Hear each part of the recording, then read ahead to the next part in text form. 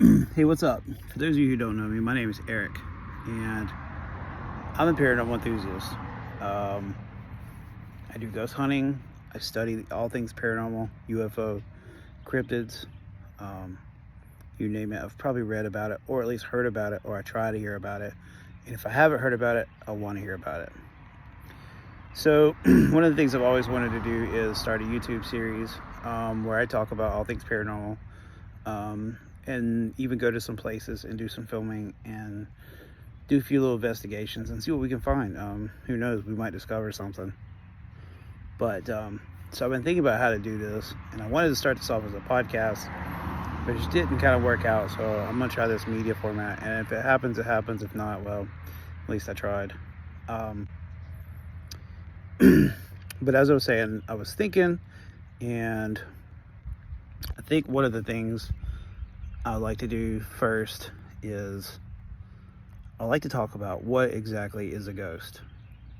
And this will be my episode 0. And like I said, if you like this video, please like it and subscribe it, and it will help me get more videos done, or know that you want more videos, and I will do everything I can. I have some ideas for the future, but anyway, I'm getting ahead of myself for now. So what is a ghost? Depending on what religion you have, depending on how you feel about the afterlife, it could dictate what you think a ghost is. You know, if you're in a religion where you believe that there is an afterlife, it's kind of a given that you believe that in ghosts, because religions usually tend to use ghosts as a way to describe what happens to us in the afterlife in one form or another. Now, there's some people who believe that there is no afterlife, but there is energy field that's left behind, and that ghosts are actually a manifestation of energy that's left over, because you can't create energy nor destroy it. It just kind of moves around. Perfect timing. In case you don't know, I have a little surprise for you. If you can tell by what that is, I'm in a special location. Anyway, I kind of feel like this is sort of where I stand as far as like what spirits are and what ghosts are, because I believe that people leave spirits behind. I believe that people,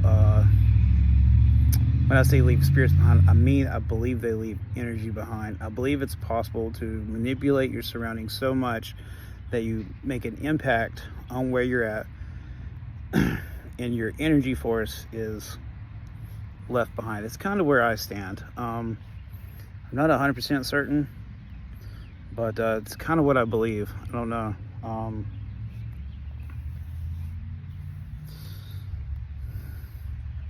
Like, for example, okay, let's take, okay, so that church bell just rang. So let's take, for example, a church. You know, you go into a church, before every service they ring a bell, and I'm going to get a little bit into the history of religion and such, but you know, whether people want to admit to it or not, churches are a ritual. Every time someone goes into a church to worship, they're performing a type of ritual. It's not much dissimilar to how what they would consider pagans perform rituals. So they go in there and they ring the bells. And I'm not sure if you know this or not, but in ritual magic or any kind of like spiritual thing like that, they use bells to purify the air, because they believe that once you ring the bell, it creates vibrations that will push the negative energy away and will clean the air, which is why you always hear church bells, because they're trying to purify the air so that when they pray to their God, that the air is as clean as it can possibly be. It pushes all energy away and opens up all communication with whatever spirit you're trying to manipulate or summon or worship. And so all these people that are sitting in these pews and listening to these church sermons, they are creating a force field, an energy ring, a vortex, if you will, Even if you're not religious, sometimes you could walk into a church and just feel this power, and it's because maybe it's not because there's a deity, maybe it is because there's a deity, but whatever it is, they've gone in there with set intentions to create energy to speak with a higher power, and they're basically trying to enter their mind space for all of them inside that church to become one collective consciousness. And that way, when they're all in there, and if they're speaking tongues, if they're raising their hands, if they're crying, if they're hugging, whatever they're feeling it all at the same time, and they're trying to become one energy, one space, one moment, one thought, one process of creation, of love, of whatever it is that they want to summon, whether it's good or bad or evil or whatever. So okay, so let's say that church is in operation for like 5 years, 10 years. Let's say it's one of those churches that's been around for 100 years. That's a hell of a lot of energy. When you manipulate that every week, sometimes 2-3 times a week, depending on what the church is like. Here in the South, they go to church almost every freaking day. But it's a lot of energy in one little space. And so, of course, it's going to create a feeling. And even if you don't feel it, you're going to feel the energy that they leave behind. And I kind of think that's where some sort of spirits remain, where they've manipulated their presence somewhere that they leave an energy behind. They leave an impression. So then there's the people who believe in what's called the ultra-dimensionals or interdimensionals, however you want to say it. The multi-plane theory. And this is where you get kind of weird in some of your beliefs and stuff. And I have a feeling that if this continues, there's no way that I can't mention that as we go down the road. Especially when we start talking about aliens and Bigfoot and cryptids. It's got to be told. So anyway, some people believe that it's possible that spirits are us from the future traveling through time, and they will slip back through a portal or a wormhole or some sort of way in existence to get between existence to come back in time, and they're actually presenting themselves to ourselves or someone of the past. And so it's possible that you could be haunting yourself from the future. I think it's an interesting theory. I think that the idea of multiple dimensions is interesting. I'm very open to the idea that there might be some sort of alternate plane or alternate existence happening. And Einstein kind of was explaining it with his wormhole theory. But I digress. That's a little thick. And then, okay, so that's basically like my ideas on what a ghost could be as far as an actual manifestation of a ghost. But then you have things that's like an egregore. Now, if you don't know what an egregore is, it is a physical, or it's some type of manifestation of spirit or energy that either a person or many people, like I was just talking about in the church, have manipulated to create them, to basically wield it into existence. For example, there is a story of a ghost, I say ghost loosely, quote unquote, where these people went to this home that was not haunted. It had no previous haunting. It had no any kind of accounts or paranormal activity. No one died there that they know of. Like, it was a clean house, supposedly. And these people went in there and they basically created a story, gave a complete backstory and everything, like detailed down to the little minute second. Gave this creation a name and gave it an identity.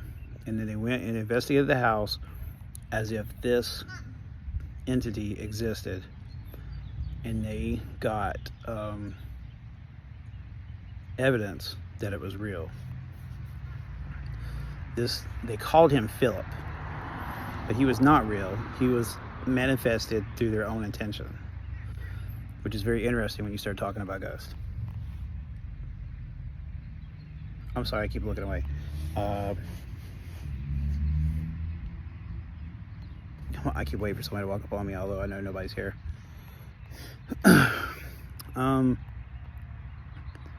Now, there's this weird phenomenon where, and this is going to get kind of deep, and I don't want to go into it right now. I'm just trying to give you like a little teaser of what could come down the road. So, all right.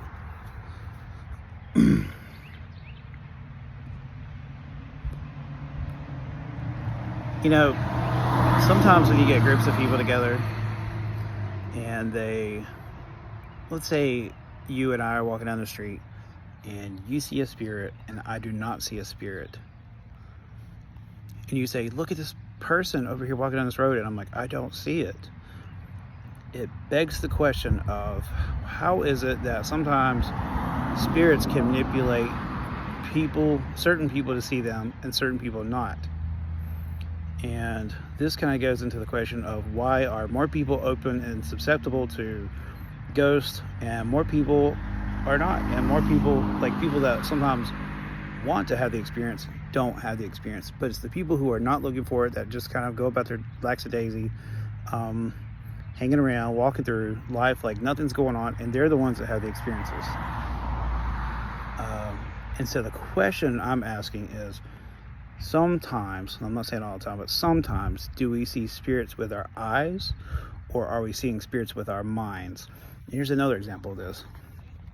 Okay, let's say you and I are in a haunted building, and I take a photograph of a spirit that you and I both see, but on the camera, it only shows up as a wisp or like an ectoplasm smear or even an orb. Why is that? Because the camera doesn't have a mind to be manipulated to see what we're seeing. I think that's interesting, and I hope to look into that more as I go through this series, if I do follow through with it. Side note, I'm also Libra, and sometimes I have a lot of great intentions and I never finish them, so who knows. But if this thing takes off and everybody gives me enough support, I will continue to do this and make more videos. And like I said, I want to go do some investigations on location and take videos of the spots as I tell you about. I already have some filmed. We'll see. So here we are. I guess since this is just the quick opening that I wanted to kind of give a rundown on, I guess I should tell my first paranormal experience and why I'm into the paranormal as much as I am.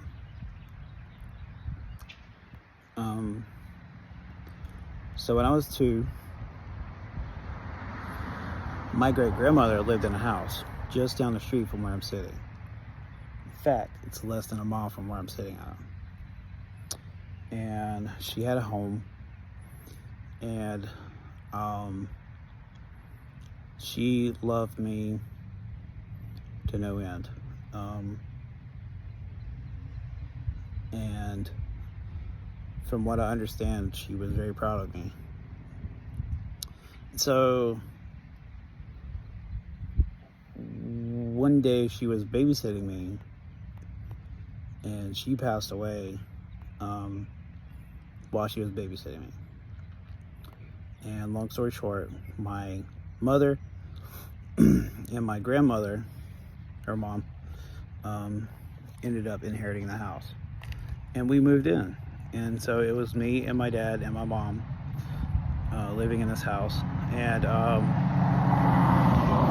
it was a nice house, had a full basement downstairs that my mom and my grandma would, they had an office in the basement.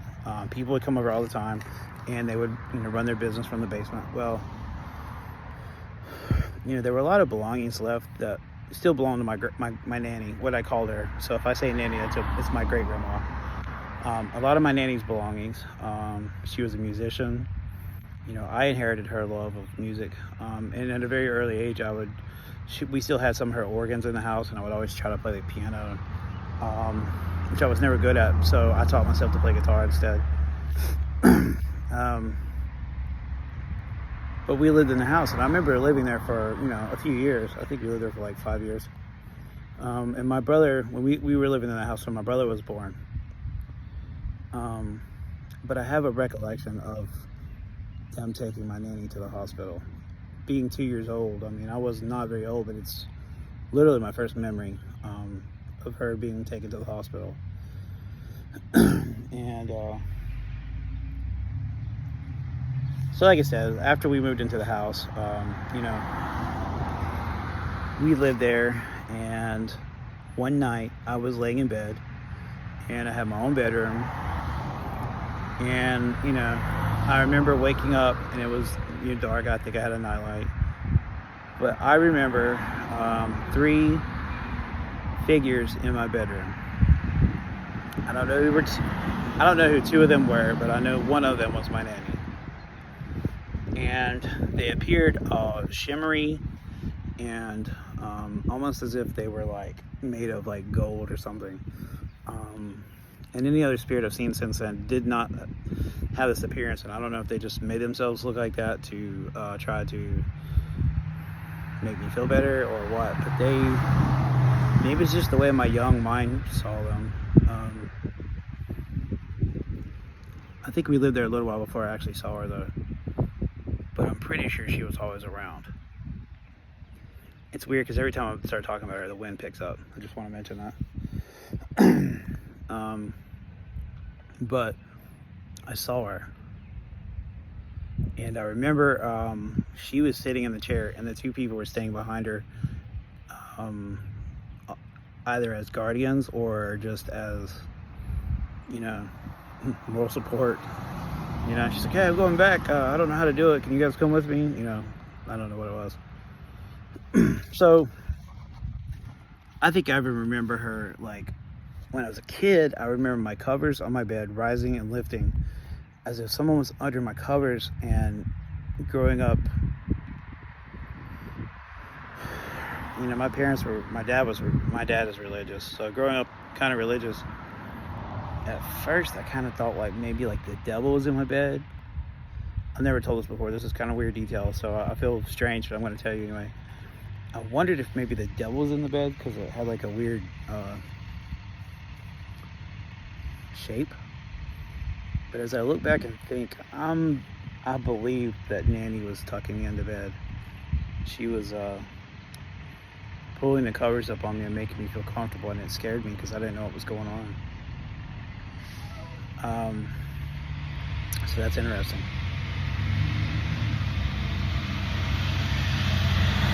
School bus. Anyway,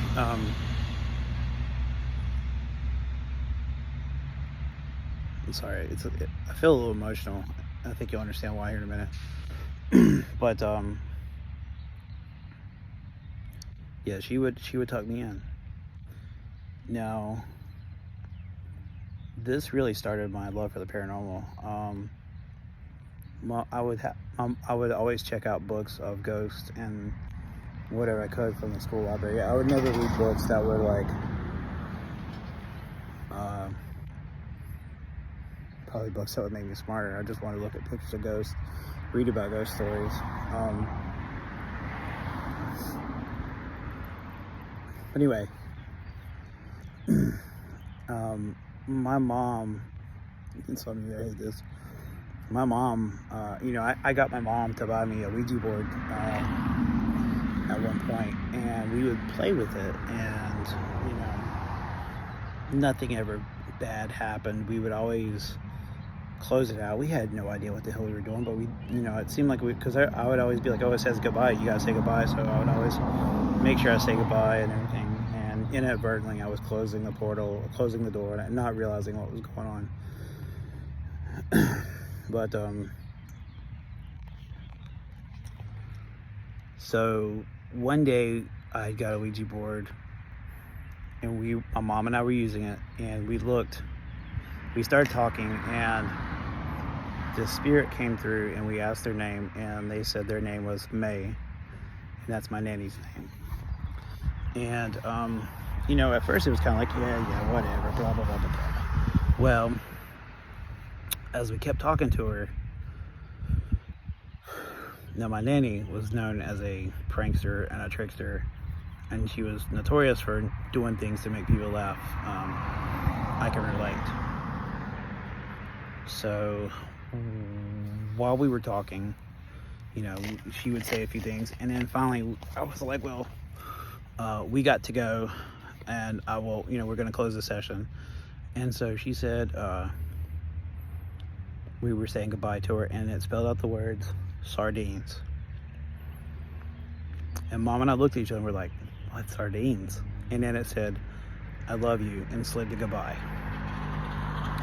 And when I looked up, my mom was crying, and I was crying, and so we believed that we were talking to my nanny. We weren't talking any bullshit. We think it was her.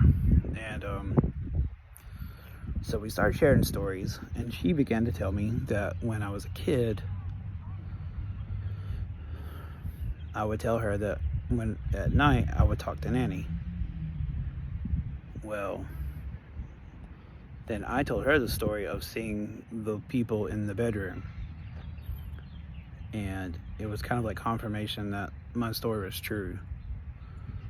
So that's pretty wild.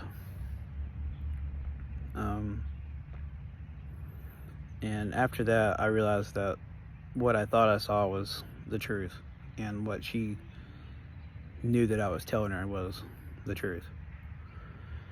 And as if I didn't need any more confirmation, years down the road, a good friend of mine named Jeff, who recently passed away a couple years ago, Rip Jeff for sure, he was a good dude, he moved into the house, and we became friends in high school. And even after I left the house, I've always felt like an attraction to it. I guess it was because my family's tied to it, and it's where I had my experience and everything.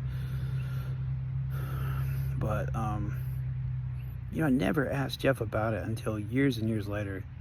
But one day we were alone, or we had minutes, and I finally was like, hey man, you ever experienced anything in that house? Like, anything ever happened to you? And he was like, yeah. And I was like, well, what happened? He goes, well, I've seen 3 people in the house. He goes, there's just one lady, she keeps walking up and down the steps. And when he started describing her, he was like, that's my damn grandma, that's my nanny. And so he basically confirmed like what I always knew, that once again, Nanny was there. So here is the surprise. That is my nanny's grave. Right there. There's her husband. And this area right here, that's my grandma. So the whole time I've been telling you the story, I've been sitting on my nanny's grave, explaining this to you. And I've been talking with her.